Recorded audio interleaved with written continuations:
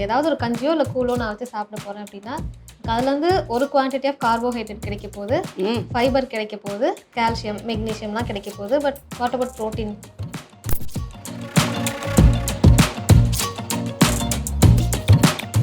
Pier எடுத்துக்கிட்டா உடம்பு சில்லுன்னு ஆயிரும். கரெக்டா? இல்லையா மேம்? இப்போ கண்டிப்பாக இல்லைங்க. It has a diuretic effect. So நிறைய யூரினேஷன் ஆகும். அப்படின்னா that will also lead to dehydration.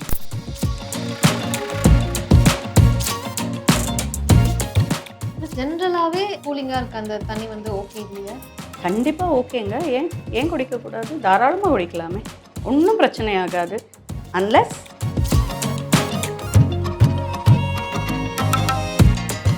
Whistle life style நேயர்களுக்கு வணக்கம். நான் உங்கள் தீபிகா நடராஜன். இன்றைக்கி நம்ம கிரீம்ஸ் ரோட்டில் இருக்க அப்போலோ ஹாஸ்பிட்டலில் இருக்கோம். நம்ம கூட டயட்டீஷியன் டாஃப்னி அவர்கள் இணைஞ்சிருக்காங்க. சாப்பாடு பற்றின நிறைய இன்ட்ரெஸ்டிங்கான விஷயங்களை பற்றி இன்றைக்கி நம்ம கூட ஷேர் பண்ணிக்க போகிறாங்க. வணக்கம் மேம். வணக்கம் மேம். சென்னை மாதிரியான ஒரு ஊருக்கு 8லேருந்து 10 மாதம் சம்மர் தான், அதில் டவுட்டே இல்லை. ஆனால் இது மே, ரொம்ப கொடூரமாக வெயில் அடிக்குது. நம்ம டயட் பிளானில் என்ன மாதிரியான சேஞ்சஸ்லாம் பண்ண வேண்டியிருக்கு? இது வந்து வருஷம் நம்ம பேசுகிற ஒரு விஷயந்தான். ஏன்னா summer every year we have this topic. ஏன் நம்ம டயட்டில் ஃபோக்கஸ் பண்ணணும்னா, ஃபஸ்ட் திங் இஸ் வாட்டர். தண்ணி அதீக்வெட்டாக குடிக்கணும். அதீக்வெட்னு பார்த்தீங்கன்னா அட்லீஸ்ட் 2 liters குடிக்கணும். சம்மர் வரும்போது it can go as high as 3 also, depending on the temperature. Temperature ரொம்ப ஜாஸ்தியாக இருக்குன்னா you become dehydrated. The main thing is dehydration. டீஹைட்ரேஷனை தடுக்கணுன்னா நிறைய நீராகாரம் குடிக்கணும். ஸோ தண்ணி ஒன்று, எங்கே வெளில போனாலும் கம்ஃபர்டபுளாக ஒரு சின்ன பாட்டிலாக தண்ணி கையில் வச்சுக்கோங்க. பிகாஸ் தட் வே நம்ம த்ரூ அவுட் த டே குடிச்சிக்கிட்டே இருக்கணும். நெக்ஸ்ட் வேறு என்னெல்லாம் குடிக்கலாம்? நீராகாரம்னு பார்த்தீங்கன்னா பட்டர் மில்க் எடுத்துக்கலாம். Simple thing, lemon juice. And வெளியே போகும்போது எதுவுமே எனக்கு கிடைக்கல, இளநீ கண்டிப்பாக கிடைக்கும், இளநீர் குடிக்கலாம். இதெல்லாம் வந்து எலக்ட்ரோலைட் டென்ஸ். இளநியோ லெமன் ஜூஸோ பார்த்தீங்கன்னா எலக்ட்ரோலைட்ஸ் இருக்கும் அதில். So that will help. எதனால நம்ம நிறைய தண்ணி குடிக்கணும்னு சொல்கிறோன்னா, because of the high temperature நம்ம டீஹைட்ரேட் ஆகிடுவோம். அண்ட் டெம்பரேச்சர் பேலன்ஸ் பண்ணணும். நம்ம தெர்மோ ரெகுலேஷன் சொல்லுவோம். நம்ம உடம்பை கொஞ்சம் கூல் பண்ணணும். அதுக்காக தான் you need to hydrate your self. இதெல்லாம் வந்து நம்ம பண்ண வேண்டிய விஷயம். ஓகேவா? பண்ணக்கூடாத விஷயமும் இருக்கு இல்லையா? ரொம்ப ஸ்பைஸியாக சாப்பிடாதீங்க. ஏன்னா நிறைய காரசாரமாக சாப்பிட்டோன்னா இன்னும் நிறைய தண்ணி குடிக்கணும் போல இருக்கும் இல்லையா? That will also cause distress. அப்புறம் வெளியே சாப்பிட்றத கொஞ்சம் தவிர்க்கலாம். ஏன்னா ஃபுட் பாய்சனிங்கோ ஏதோ ஒத்துக்கலை, நமக்கு வயிறுக்கு சேரலை, அப்படியெல்லாம் வரும்போது லூஸ் மோஷனோ இல்லை வாமிட்டிங்கோ ஆச்சுன்னா that will also pull you down, dehydrate பண்ணும். Plus your temperature is high, that will also cause dehydration. உங்களோட டிஸ்ட்ரெஸ் ரொம்ப ஜாஸ்தியாக இருக்கும். இன்னொரு விஷயம் பார்த்தீங்கன்னா ஆல்கோஹால். நிறைய பேரோட எண்ணம் என்னென்னா, பியர் எடுத்துக்கிட்டால் உடம்பு சில்லுன்னு ஆயிரும். கரெக்டா? இல்லையா மேம்? இப்போ கண்டிப்பாக இல்லைங்க. It has a diuretic effect. So நிறைய யூரினேஷன் ஆகும். அப்படின்னா that will also lead to dehydration. So alcohol எடுத்துக்கிட்டால் நம்ம தெர்மோ ரெகுலேஷன் கெட்ஸ் அஃபெக்டட். உடம்பை வந்து கூல் பண்ணுற தன்மையை வந்து அது பிளாக் பண்ணும். ஸோ அதனால தப்பான நோஷனில் இருக்காதீங்க. ஆல்கோஹாலை தவிர்க்கிறது ரொம்ப நல்லது இந்த பீரியடில். ஏன்னா டீஹைட்ரேட் ஆனீங்கன்னா திருப்பி எலக்ட்ரோலைட் இம்பேலன்ஸ் ஆகும், which will become very tough. இப்போ நான் வெளியே போகிறேன், ஆப்வியஸாக எனக்கு தாகடிக்க போது, நான் வெயிலில் இருப்பேன், நான் ஏதாவது பண்ணிடுவேன். இப்போ நம்ம ஒரு ஏசி ரூமில் இருக்கோம், ஒரு 2-3 hours நான் இங்கே இருந்தால் கூட எனக்கு பெருசாக தாகமே தெரியல. அப்போ நான் என்ன பண்ணணும்? தாகம் தெரியலைன்னாலும் தண்ணி குடிக்கிறது அவசியம். பிகாஸ் தெர்மோ ரெகுலேஷன் நான் சொன்னேன் இல்லையா, உடம்பை வந்து நம்ம கூலாக வச்சுக்கணும். இந்த ஃபேஸில் எப்படி நீங்கள் பார்த்தாலும் நம்ம வின்டருக்கும் சம்மருக்கும் அந்த temperature difference, whether you are in AC room or not, it is there. And ஏசியில் இருந்தால் உங்களுக்கு டீஹைட்ரேட் ஆகாதான்னு கேட்டிங்கன்னா கிடையாது. You can become dehydrated. அதனால தண்ணி கண்டிப்பாக குடிங்க. ஒரு கான்ஷியஸ் எஃபர்ட் எடுக்கணுங்க. நிறைய பேர் நம்ம வந்து வேலையில் அப்படியே மூழ்கிடுவோம். அதை ஒரு பொருட்டாக மதிக்கிறது இல்லை. தண்ணி குடிக்கணுன்றத ஒரு யோசிக்கிறது இல்லை. அப்படி இருக்காதுங்க. அதுக்காக தான் ஒரு பாட்டில் கேரி பண்ணுங்கன்னு சொன்னேன். நம்ம ரெகுலர் மீல்ஸில் அதில் ஏதாவது சேஞ்சஸ் பண்ணணுமா? ரெகுலர் மீலில் சிம்பிள் ஃபுட் சாப்பிடுங்க. ரொம்ப ஆயிலியாக மசாலா சேர்த்து காரசாரமானதெல்லாம் கம்மி பண்ணுறது நல்லது. Because that also leads to தாகத்தை ஜாஸ்தி பண்ணும் ஆஸ் வெல் அஸ் உடல் உபாதைகளை குறைக்கிறதுக்காக தான் நான் அதை சொன்னேன். எஸ்பெஷலி வயிறு சம்மந்தப்பட்ட உபாதைகள். காரம் நிறைய சாப்பிட்டா சிலருக்கு ஒத்துக்காது. அதே மாதிரி வெளியே சாப்பிடும்போது என்ன ஆகும்னா சிலருக்கு ஃபுட் பாய்சன் ஆக சான்ஸ் இருக்குது. அதனால தான் அதை தவிர்க்கணும்னு சொன்னேன். யூஸ்வலாக நம்ம இப்போ சம்மரில் குளுக்காண்டி இல்லை இந்த மாதிரியான இந்த மிக்ஸ் பண்ணி சாப்பிட்ற இந்த ஜூஸ் அதெல்லாம் எடுத்துக்குவாங்கல்ல, அதெல்லாம் ஓகேவா? இல்லை அது நம்மளோட சுகர் லெவலில் கலோரிஸ் லெவலில் ஏதாவது பிரச்சனை ஏற்படுத்துமா? கண்டிப்பாக ஜூஸஸ் வந்து கலோரி லெவலில் கூடுதல் படுத்தும். ஓகே. ஸோ அதனால தான் சிம்பிள் ஜூஸஸ் எடுத்துக்கோங்க. லெமன் ஜூஸ் ஆகட்டும், இல்லை ஒரு தக்காளி ஜூஸ் ஆகட்டும், இளநீ fresh coconut water is very good. Vegetable juices, cucumber அந்த மாதிரி எடுத்துக்கலாம். தயிர் சேர்த்துக்கோங்க. ஸோ மோராக குடிங்க. All these are simple things. So ரொம்ப கேலரி டென்ஸாக எடுத்துக்கிறதும் அவசியம் கிடையாது. சே ஃபார் எக்ஸாம்பிள் உங்களுக்கு சுகர் இருக்கலாம், இல்லாட்டி நீங்கள் ஒபீஸ் உடல் பருமன் கூட இருக்கலாம். அவங்களுக்கெல்லாம் வந்து நாங்கள் ஃப்ரூட் ஜூஸஸை ஜென்ரலாக அட்வொகேட் பண்ண மாட்டோம். ஏன்னா சுகர் ஃப்ளக்சுவேட் ஆகலாம் அண்ட் நிறைய கேலரி சாப்பிடும்போது வெயிட் கூடலாம். ஸோ நான் சொன்ன அந்த simple items are very low in calorie and very comfortable for everybody. ஆக்சுவலாக ஐடியலாக இவ்வளோ தண்ணி குடிக்கணும் அப்படின்னு இருக்காங்க ஏதாவது? ஐடியலாக பார்த்தீங்கன்னா 8லேருந்து 10 கிளாஸ் தண்ணி குடிக்கணும். 10 கிளாஸ் தண்ணி மீன்ஸ் லிட்டர்னா அது எவ்வளோ? 2 லிட்டர். 2 லிட்டர் ஆனால் போதுமா? 6 லிட்டர் 8 லிட்டர் இது வந்து நார்மல் ரெக்குவயர்மெண்ட். ஓகே. ஸோ சம்மராக இருக்கும்போது 2லேருந்து 3 லிட்டர் வரைக்கும் போகலாம். நம்ம டெம்பரேச்சரை பொறுத்து தாகத்துக்கு ஏற்ற அளவு தண்ணி குடிங்க.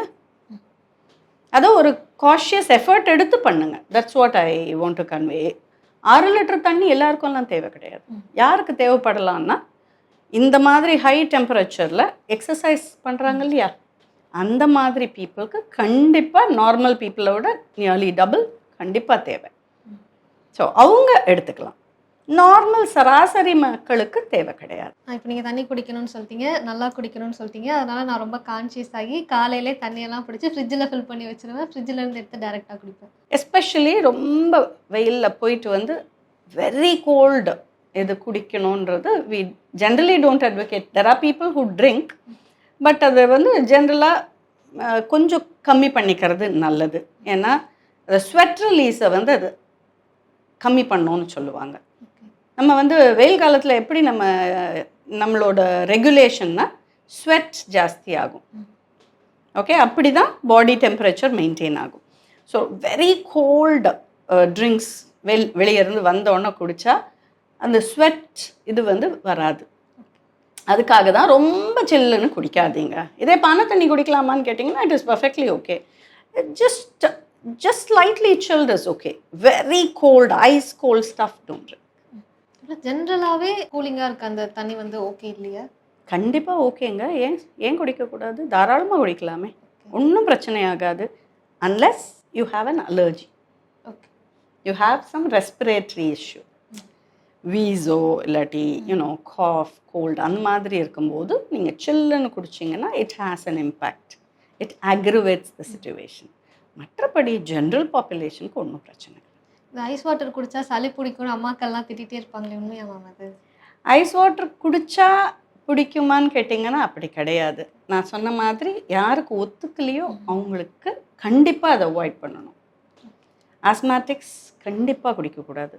Immediately they will have an impact. நீங்கள் சொல்லும்போது கூட சொன்னீங்க பானை தண்ணி குடிக்க சொல்லி. ஆக்சுவலாக நார்மலாகவே தண்ணியை பானையில் வச்சு குடித்தா அது உடம்புக்கு நல்லது அப்படின்லாம் சொல்கிறாங்கல்ல, அது உண்மைதானா இல்லை மித்தா?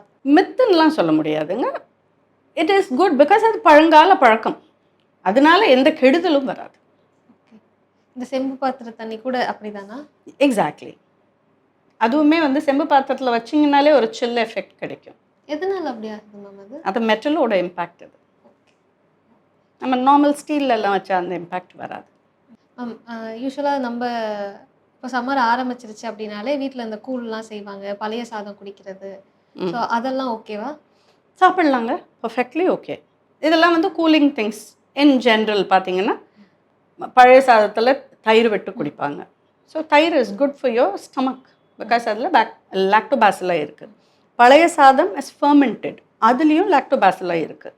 அதெல்லாம் வயிற்றுக்கு ரொம்ப நல்லது. ஸோ இந்த மாதிரி ஒரு சூடான நேரத்தில் அதை குடித்தா really it will be soothing. Ma'am இதில் வந்து நான் ரெண்டாக இதை பார்க்க ட்ரை பண்ணுறேன். ஒன்று வந்து நான் ஒரு கம்மங்கூழில் ஒரு ராகியில் ஒரு கூழ் பண்ணி வச்சுருக்கேன்.